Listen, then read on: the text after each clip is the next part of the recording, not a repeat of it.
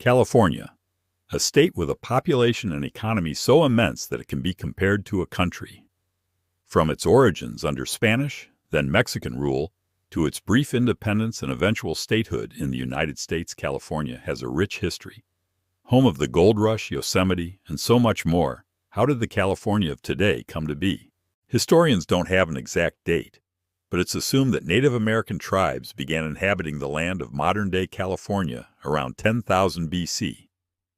These early settlers came from Asia, likely crossing the Bering Straits, and would soon diversify into more than 100 separate tribes, totaling anywhere from roughly 100,000 to 300,000 individuals. These tribes had their own cultures and ways of life and inhabited the state on their own for thousands of years, until European explorers touched down on Californian soil. The first known European to reach the beautiful coasts of California was Juan Rodriguez Cabrillo in 1542. Cabrillo's expedition, launched from modern-day Mexico, known then as the Viceroyalty of New Spain, ended up in San Diego Bay. However, Cabrillo's expedition was fruitless. He failed to discover anything of value that would justify colonization by Spain. He left, and California remained untouched by European hands. Occasional ships, such as those from Spanish East Indies traders, would at times touch down on California's coasts. But the idea of colonizing the territory still remained unconsidered. Even when English explorer Francis Drake plundered his way into Oregon and California, claiming the lands for England, no real settlement was established. Less than 30 years later, in 1602, another Spanish sailor, Sebastian Vizcaino, set off for the coast of California in the name of New Spain, hopeful of expansion. He, too, found San Diego Bay and Monterey Bay, but again, no colony was established. It wasn't until decades later that the Spanish finally got around to setting up camp in what they called Alta California, a province of New Spain alongside Baja California below it. Franciscan missionaries were the first to establish real, permanent settlements in the region. In 1769, the first mission was established alongside California's first presidio, located in today's San Diego.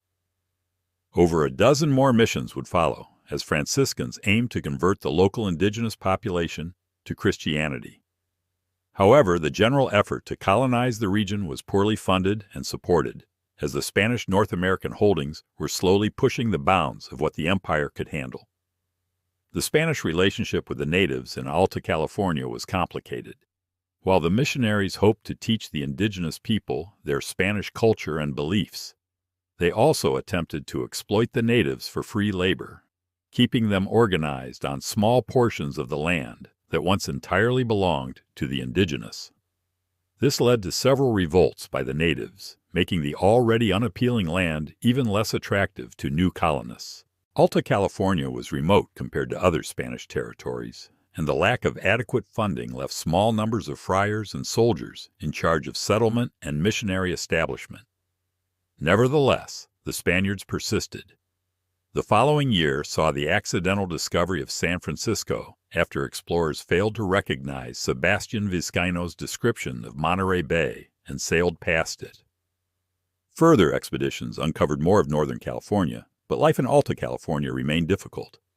Shortages of crucial goods, including food, disease, and frequent violence with the natives, led to many close calls of abandoning the new province. Still, the colonists persisted, filling the maps with missions, presidios, and pueblos, many of which we know today as cities like Santa Barbara, Los Angeles, Monterey, and Santa Cruz. Spain had secured itself a functioning new province until the Mexican War of Independence. In 1821, the Mexican War of Independence saw Mexico break free from Spanish rule, and Alta California became a Mexican territory. The mission culture began to shift toward ranching, and trade increased thanks to new Mexican government policies. Immigrants from neighboring American colonies and European migrants began filling the gaps left by the declining indigenous population. The missions, reliant on converted native populations, slowly collapsed, and the Mexican government secularized what remained of them in the 1830s.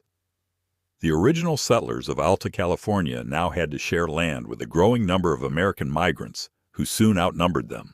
The following decade saw American Californians stage an uprising against the unstable Mexican government. The Bear Flag Revolt, which began in the summer of 1846, saw revolutionaries raise the now famous Bear Flag of the newly declared California Republic.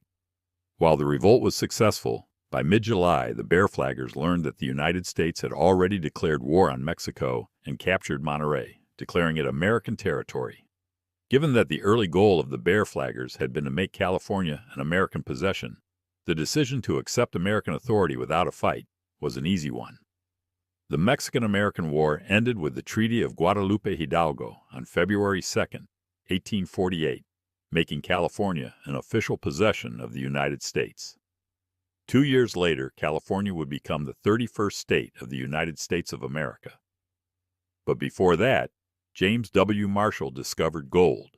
The famous California Gold Rush began at Sutter's Mill on the American River in Coloma, California, when Marshall discovered gold on January 24, 1848.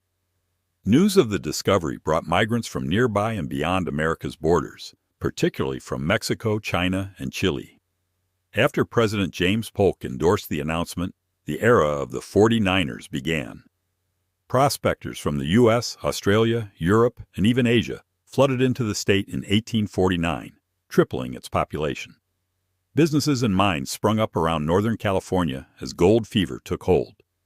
It's believed that between 1850 and 1859 alone, approximately 28,280,711 ounces of gold were discovered. With an additional 300,000 people now calling California home, the gold rush ended, and the state managed to avoid much of the bloodshed of the American Civil War, which ravaged the southern and eastern states. California's agriculture had a unique opportunity to develop, as did its rail systems, economy, and overall growth. The once sparse and unappealing land that the Spaniards passed up time and again was becoming a rising star within the United States. Meanwhile, life for native Californians continued to worsen, with survivors of abuse, disease, and seclusion being forced onto reservations by the government, their population numbers in constant decline. Yet life in California persisted. The 20th century saw California in a constant state of change and adaptation. After much growth and progress, the first major tragedy in California's recent history occurred when a catastrophic earthquake struck San Francisco on April 18, 1906.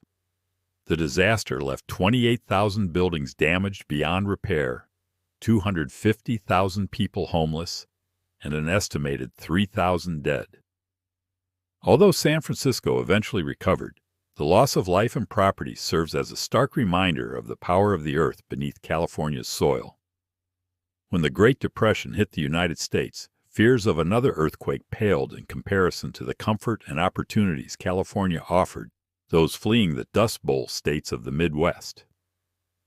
After World War II, many surviving soldiers saw the state as an ideal place to settle down.